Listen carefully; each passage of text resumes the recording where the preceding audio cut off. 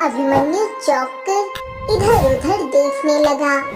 तभी रंग बिरंगी किरणों के साथ एक सुंदर स्त्री तालाब के बाहर निकल आई।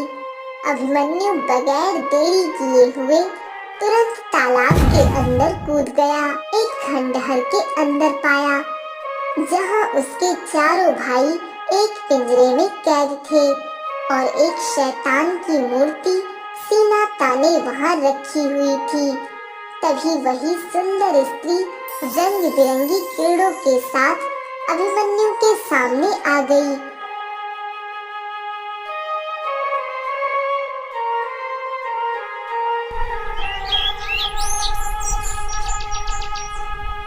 राजकुमार अशोक अपने घोड़े पर बैठकर अपने राज्य की ओर जा रहा था कि तभी अचानक राजकुमार अशोक का गला प्यास की वजह से सूखने लगा। राजकुमार अशोक अपने आप से बोला, मुझे तो बहुत जोरों की प्यास लगी है। अगर मुझे पानी नहीं मिला तो मैं बेहोश हो जाऊंगा। तभी राजकुमार की नजर सामने एक सुंदर तालाब पर पड़ी। राजकुमार अशोक तुरंत घोड़े से उतरकर तालाब की ओर चला गया। वह तालाब का पानी पीने ही वाला था कि तभी उसके कानों में एक स्त्री की आवाज टकराई। तुम इस तालाब का पानी नहीं पी सकते। राजकुमार अशोक आवाज सुनकर राजकुमार अशोक इधर उधर देखने लगा, मगर उसे सन्नाटे के अलावा कुछ भी नजर नहीं आया। राजकुमार अशोक दोबारा तालाब का पानी पीने ही वाला था कि तभी रंग बिरंगी किरणों के साथ उस तालाब के अंदर से एक सुंदर स्त्री बाहर निकल आकर खड़ी हो गई।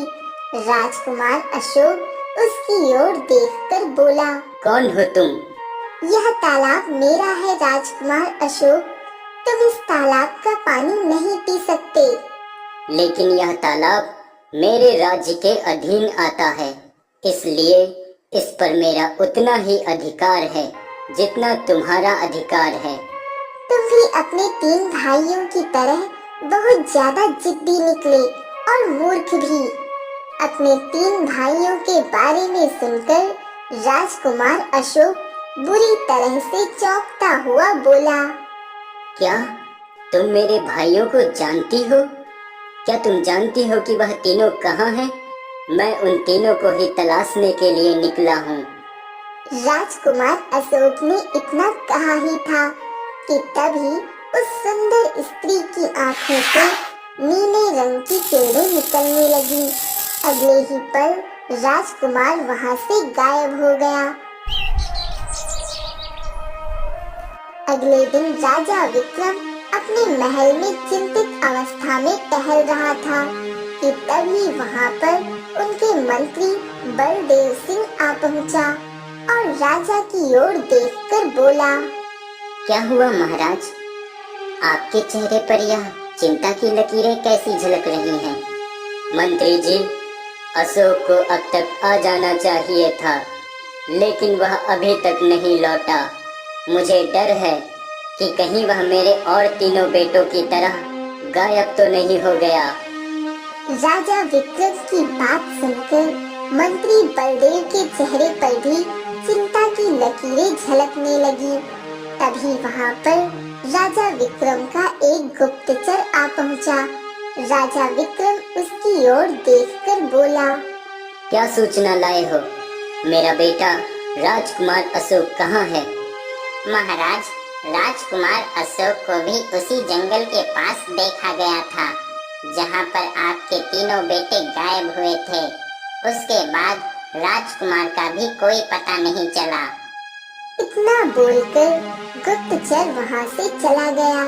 गुप्तचर की बात सुनकर राजा विक्रम चिंतित अवस्था में अपनी पत्नी रुक्मणी के कक्ष में पहुंच गया और अपनी पत्नी रुक्मणी से बोला, रुक्मणी, हमारा चौथा बेटा राजकुमार अशोक भी उसी जंगल के पास जाकर लापता हो गया है जहाँ पर हमारे तीनों बेटे लापता हुए थे। यह सुनकर रुक्मणी बुरी तरह से घबराते हुए बोली, यह आप क्या कह रहे हैं? राजकुमार अशोक भी गायब हो गया? इतना बोलकर रुक्मणी गहरी सोच में डूबती हुई अपने पति राजा विक्रम से बोली, आप जानते हैं कि अगर इस पहेली को कोई सुलझा सकता है तो वह सिर्फ अभिमन्यु है। अभिमन्यु का नाम सुनकर राजा विक्रम के चेहरे पर क्रोध की लकीरें झलकने लगी। तुम पागल हो गई हो। हमने स्वयं अपने छोटे बेटे अभिमन्यु को राजमहल से बेदखल कर दिया था, क्योंकि उसने एक आम स्त्री से हमसे पूछे बगैर विवाह किया था। देखिए, यह समय अपने बेटे से नाराज होने का नहीं है, बल्कि अपने चारों बेटों का पता लगाने का है। और आप जानते हैं कि अभिमन्यु में वह कौशल है, वह वीरता है, और वह हमारे चारों बेटों से सबसे ज्यादा बुद्धिमान भी वही है। सिर्फ अभिमन्यु ही हमारी मदद कर सकता है। चलिए आप मेरे साथ। मैं जानती हूँ कि वह इस समय कहाँ रह रहा है।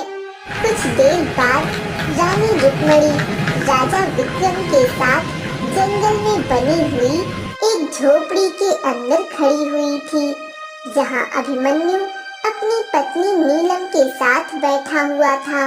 अपने पिता को देखकर अभिमन्यु चौंकता हुआ बोला, क्या हुआ पिताजी? आपने यहाँ आने का कष्ट क्यों किया? आप मुझे राजमहल बुला लेते। और माँ, आपके चेहरे पर यह उदासी कैसी? रुक्मणी अपने बेटे को सारी घटना बताती हुई बोली, तुम्हारे 3 भाई तो महीनों से लापता थे।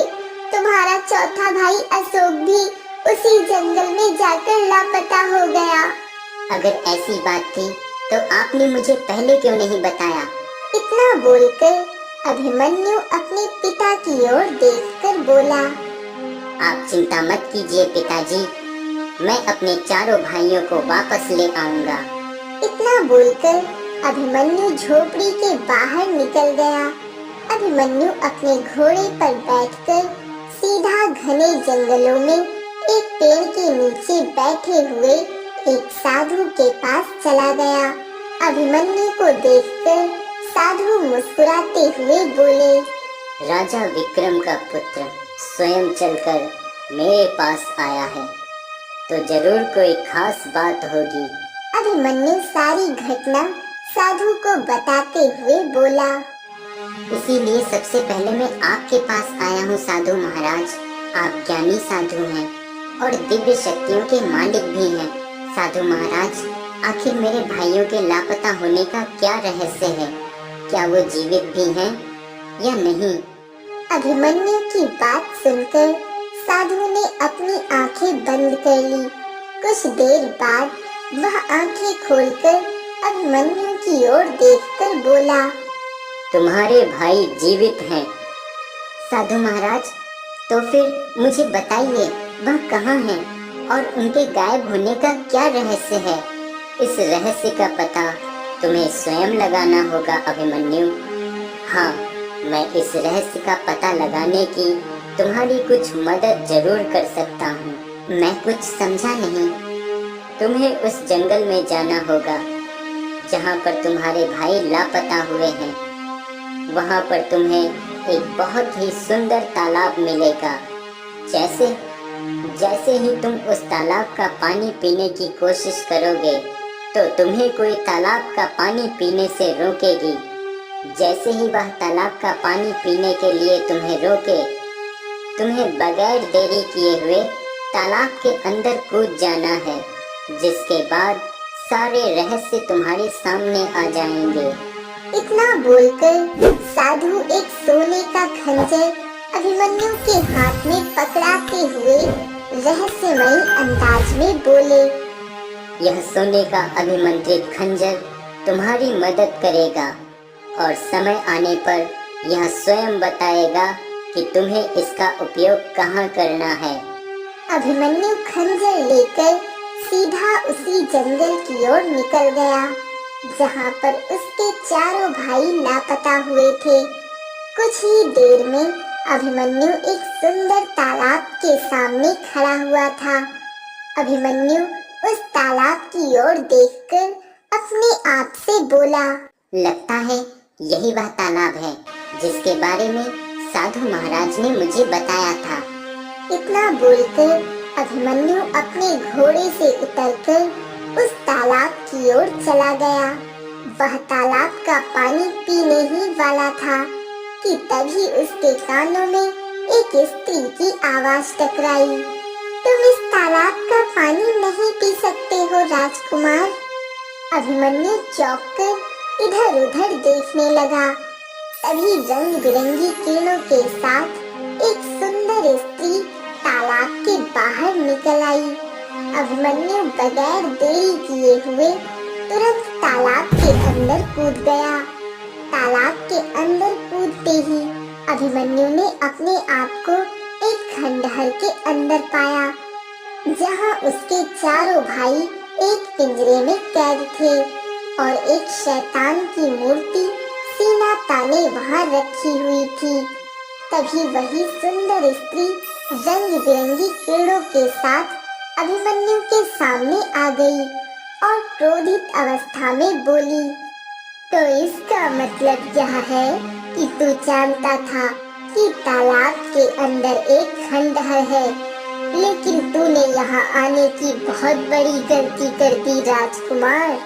तू अपने भाइयों को यहाँ से नहीं ले जा सकता। आखिर तुमने मेरे भाइयों को बंदी क्यों बना रखा है? बदला। बदला? कैसा बदला? मैं एक जादूगरनी हूँ। मेरा नाम शलाका है। तेरे पिता ने मुझे बरसों पहले अपमानित करके राज्य से बाहर निकाल दिया था। उस अपमान का बदला लेने के लिए मैंने उसके पुत्रों को बंदी बनाया है। तू आखिरी बचा है। मैं तुझे भी बंदी बना लूंगी। आज अमावस्या की रात है। आज की रात तुम 5 भाइयों की बलि देकर मैं हमेशा के लिए अमर हो जाऊंगी। अभिमन्यु अपनी तलवार निकालते हुए क्रोधित अवस्था में शलाका की ओर देखकर बोला, उससे पहले मैं तुझे ही खत्म कर दूंगा जादूगरनी। तभी अभिमन्यु के कानों में एक आवाज टकराई, तुम इसे अपनी साधारण तलवार से नहीं मार सकते अभिमन्यु। अभिमन्यु ने देखा कि आवाज खंजर से आ रही थी। तभी खंजर से दूसरी आवाज आई, इस खंजर को तुरंत इस मूर्ति के ऊपर फेंक दो। मूर्ति के टूटते ही इस जादूगरनी की जादुई शक्तियाँ समाप्त हो जाएंगी। अभिमन्यु ने बड़ी फुर्ती से उस मूर्ति की ओर फेंक दिया। अचानक एक तेज धमाके के साथ अभिमन्यु और उसके चारों भाइयों ने स्वयं को तालाब के बाहर पाया। अभिमन्यु ने देखा कि वो सुंदर स्त्री बेहोश पड़ी हुई थी। अभिमन्यु उसे बेहोशी की हालत में ही राजमहल ले आया। उस स्त्री को देखकर राजा विक्रम बुरी तरह से चौंकते हुए अभिमन्यु की ओर देखकर बोला, यह तो जादूगरनी शलाका है, जिसे मैंने वर्षों पहले अपने राज्य से धक्के देकर बाहर निकाल दिया था। पिताजी, इसी जादूगरनी ने ही मेरे भाइयों को बंदी बना रखा था। तभी शलाका को होश आ गया। राजा विक्रम क्रोधित अवस्था में अपने सैनिकों की ओर देखकर बोला, गिरफ्तार कर लो इसको और डाल दो कारागार में। आज से ये हमेशा जीवन भर कारागार में ही कैद रहेगी। राजा विक्रम ने शलाका को कारागार में बंद करवा दिया और अपने बेटे अभिमन्यु की ओर देखकर बोला, मुझे क्षमा कर दो बेटा, मैं तुम्हारी एक मामूली गलती की वजह से तुम्हें राजमहल से बाहर निकाल दिया था। जो काम कोई नहीं कर सका वो तुमने कर दिखाया। तुम अपने चारों भाइयों को जीवित वापस ले आए। मैं तुम्हें इस राज्य का आने वाला राजा घोषित करता हूँ। यह सुनकर अभिमन्यु खुश हो गया और उस